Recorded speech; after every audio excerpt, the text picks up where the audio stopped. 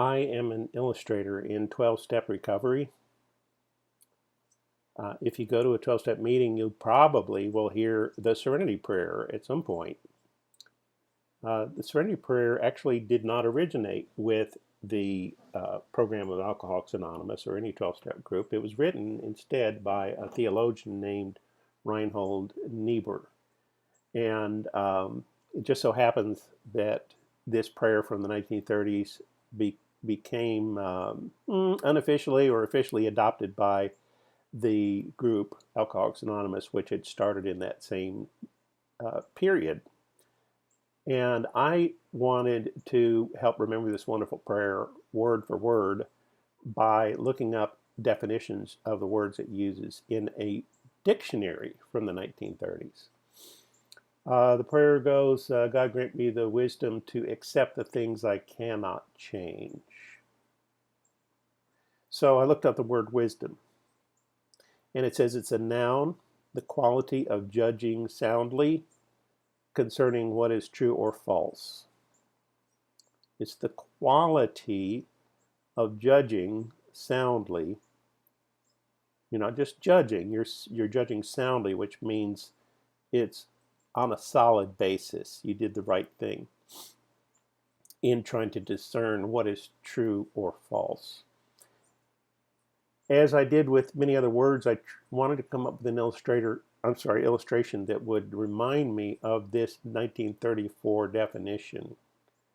I prayed and meditated about it, and a curious image came to my mind. I can't always explain my drawings.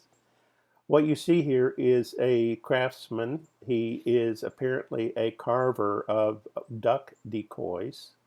And if you've ever seen a real good duck decoy, they are stunningly lifelike. Stunning. They're not like a toy. They really are amazing works of art. Now, what's going on here? Well, it looks like this fella was in the middle of carving or roughing out a rough piece of wood into the beginnings of a wooden duck. It appears that he had a live model, or perhaps if you're into taxidermy, he's got an actual bird next to it as a model. And he's become confused. He's become confused about what he was working on and what he was not working on.